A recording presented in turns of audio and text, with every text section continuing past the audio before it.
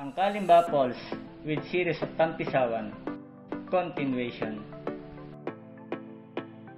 Tuloy lang po tayo mga viewers.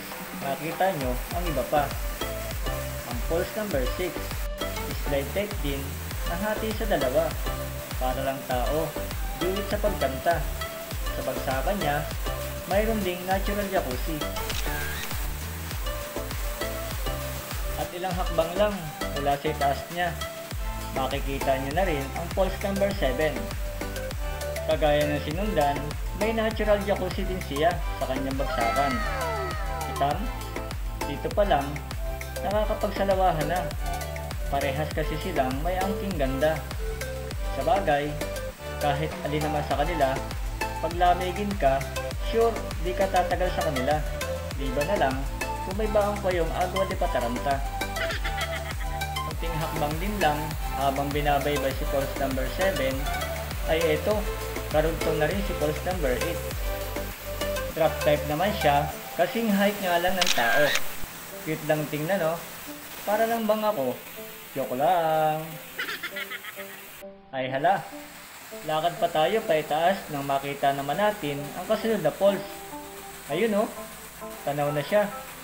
Tara, lapitan na natin. Sa part na to, ingay din ang nagastas niya. Ayan, ang falls number 9. Ang nakakatuwa sa kanya, ang lakas ng tinamsik ng tubig niya.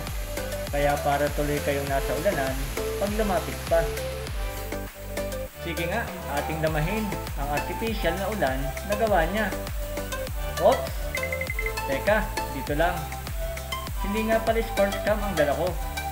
Pero di bale, hindi man tayo pumunta para maligo dito, eh feel na rin naman na para nakasahod na tayo. Eto nga, nabasa na ako. Mabidyohan ko lang para sa inyo. Sa itaas lang ng konti, kasunod na kaagad si falls number 10. Slide type naman na pailang forma. Ganda rin po no? At mula naman po dito, in less than 2 minutes lang na pailaya, sasapitin na natin ang susunod na falls. Nasa ibaba ng bagsakan niya, naroon na ang pangatlong tampisawan. Naglutang nga lamang ang naglalakihang mga bato sa bahaging ito. Kaya sa paglalakad, kung kayo sasadya din dito, ay ibayong ingat lang po. Ayan na, ang tampisawan number 3. At ang falls number 11, sa itaas niya, may tsurang padulasan.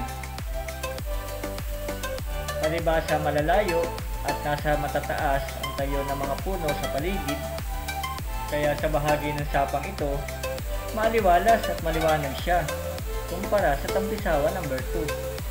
Pero hindi nabale, kung narito kayo at may init, sige, magbabad at magtampisaw lang kayo habang ini-enjoy nyo ang paligid at pinapanood ang rumaragas ang bagsak ng tubig sa itaas nito.